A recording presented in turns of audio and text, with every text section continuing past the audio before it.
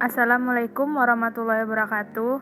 Baik, saya Hafizah Rahmi Zulafri akan mencoba merangkum materi tentang mesin pemanas dan mesin pendingin dari fisika termal. Yang pertama, mesin pemanas. Mesin pemanas adalah perangkat alat dalam bentuk apapun yang mampu mengubah energi panas menjadi energi mekanik atau semacam kerja. Yang di bagian ini akan mempertimbangkan hal penting dari perangkat semacam itu, yang operasinya bersifat siklik. Pemanasan atau kalor terjadi ketika transfer energi ke sistem melalui kontak termal dengan waduk atau tank. Sedangkan energi mekanik atau kerja adalah transfer energi ke dalam sistem melalui perubahan eksternal parameter seperti bidang V, gravitasi, dan lainnya. Perbedaan mendasar antara pemanas, kalor, dan kerja atau usaha adalah mentransfer energi mekanik murni ke atau dari sistem yang tidak harus mengubah entropinya, di mana S sama dengan 0 untuk proses yang dapat dibalik. Karena ini, semua bentuk pekerjaan termodinamika setara satu sama lain. Pekerjaan dapat sepenuhnya diubah menjadi panas, tetapi kebalikannya tidak benar. Transfer energi dengan pemanasan disertai dengan transfer entropi. Jadi, entropi memasuki sistem dengan pemanasan tetapi tidak meninggalkan sistem dengan pekerjaan. Batasan yang diberlakukan oleh termodinamika pada kinerja mesin panas yaitu dapat dilihat pada mesin gerak abadi dari tipe pertama, yang mana ini didesain dengan berusaha menciptakan energi yang dibutuhkan untuk pengoperasiannya dari ketiadaan. Dalam hal ini, mesin ini melakukan pelanggaran hukum pertama, yaitu kekekalan energi. Yang kedua, mesin gerak abadi dari tipe kedua ini, yaitu didesain untuk mengekstraksi energi yang diperlukan untuk operasinya dengan cara mengurangi entropi sistem yang terisolasi, yang mana tipe kedua ini melakukan pelanggaran terhadap hukum kedua. Dan untuk proses non-siklik sendiri, 100% panas dapat diubah menjadi pekerjaan tanpa melanggar hukum kedua. Selanjutnya, sebuah mesin dapat membuang semua entropi yang diterima dari reservoir panas dengan mentransfer hanya sebagian dari input energi panas ke reservoir dingin. Jadi, satu-satunya cara untuk menghilangkan akumulasi entropi adalah dengan menyerap lebih banyak energi internal dalam proses pemanasan daripada jumlah yang diubah untuk bekerja, dan untuk menyiram entropi dengan aliran panas buangan keluar dari sistem. Unsur penting dari sebuah mesin atau gambar yang dapat dilihat itu adalah perbedaan suhu antara waduk panas dan dingin. Bagian penting dari mesin panas adalah perangkat reversibel yang beroperasi terus-menerus yang menghasilkan pekerjaan dari panas.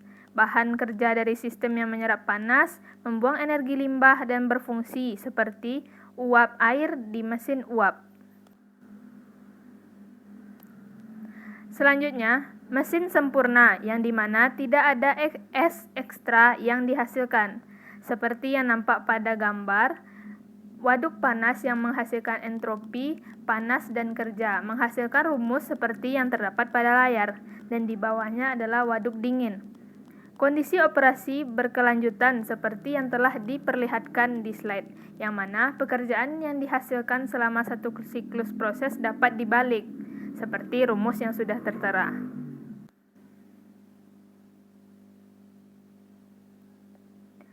Selanjutnya, dari mesin sempurna yang tidak ada es ekstra yang dihasilkan, maka didapatkan efisiensi Carnot dengan rumus yang terdapat dalam kotak tersebut. Konsekuensinya adalah perbedaan TH dikurang TC tidak sama dengan 0 dapat dimanfaatkan untuk menghasilkan energi mekanik. Semakin besar perbedaan TH dikurang TC, maka semakin efisien pula mesinnya. Sehingga ada suatu efek negatif yang ditimbulkan, yaitu pemborosan energi tidak bisa dihindarkan. Contohnya, pada pembangkit listrik tenaga nuklir yang memiliki TH yaitu 3000 Celcius atau 570 Kelvin, sedangkan Tc-nya adalah 400 Celcius atau setara dengan 310 Kelvin, dan efisiensi maksimum Nmax-nya adalah 0,45. Jika pembangkit listrik menghasilkan 1000 megawatt kerja, produksi limbah panasnya berada pada kecepatan tertentu. Dan lebih banyak bahan bakar dibutuhkan untuk menghilangkan entropi, kemudian untuk menghasilkan tenaga yang berguna. Selanjutnya yaitu definisi efisiensi.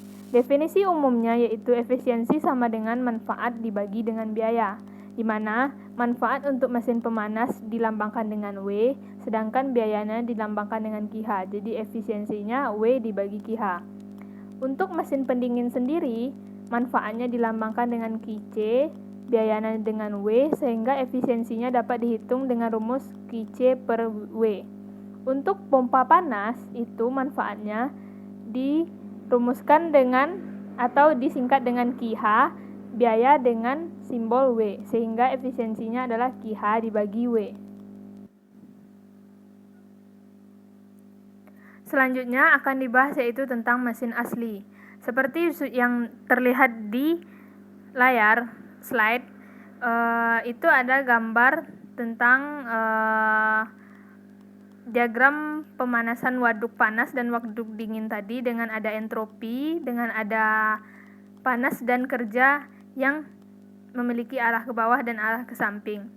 Mesin panas asli memiliki efisiensi yang lebih rendah karena proses dalam perangkat tidak sepenuhnya reversible entropi yang akan dihasilkan oleh proses irreversible seperti yang terlihat rumusnya pada slide.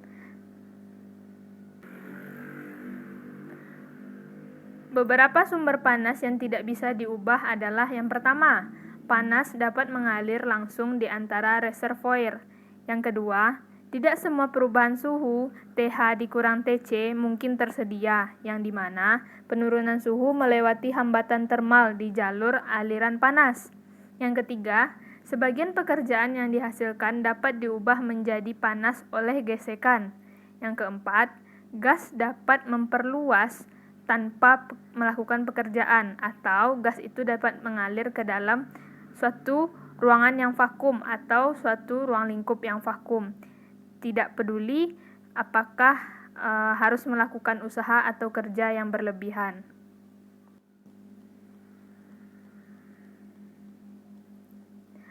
Selanjutnya yaitu akan dibahas tentang siklus Carnot. Siklus Carnot sendiri tidak terlalu praktis atau terlalu lambat, tetapi beroperasi pada efisiensi maksimum yang diizinkan oleh hukum kedua, yang dimana terdapat gambarnya yang dapat melihatkan bahwa penaikan panas dan penurunan panasnya yang dibedakan dengan warna merah dan biru. 1-2 ekspansi isotermal berhubungan dengan TH, yaitu digambar diperlihatkan dari angka 1 sampai angka 2 berarti itu ekspansi isotermal yang berhubungan dengan TH. Sedangkan untuk 2 sampai 3 dari nomor 2 ke nomor 3 itu mengekspansikan isentropik terhadap TC. Untuk dari angka 3 sampai ke angka 4, kompresi isotermal yang berhubungan dengan TC. Sedangkan untuk 4 sampai ke 1 adalah kompresi isentropik terhadap TH. Isentropik sendiri adalah adiabatik ditambah kaustatik. Efisiensi siklus Carnot untuk gas ideal sendiri adalah seperti yang ada pada slide.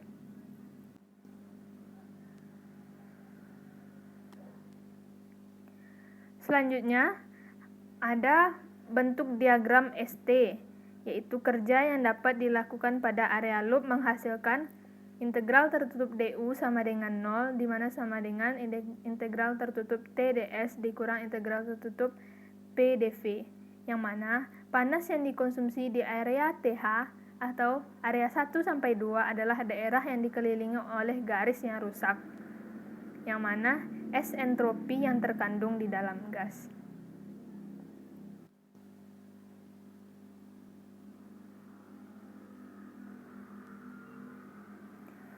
Selanjutnya yang kedua yaitu tentang mesin pendingin. Mesin pendingin adalah mesin yang untuk menghasilkan energi panas mengalir dari dingin ke panas. Koefisien kinerja mesin pendingin ini adalah COP atau Coefficient of Performance, yang mana COP bernilai lebih besar saat TH dan TC hampir bernilai sama untuk tipe kulkas dapur yang memiliki TH sekitar 300 Kelvin, TC 250 sehingga COP-nya yaitu bernilai.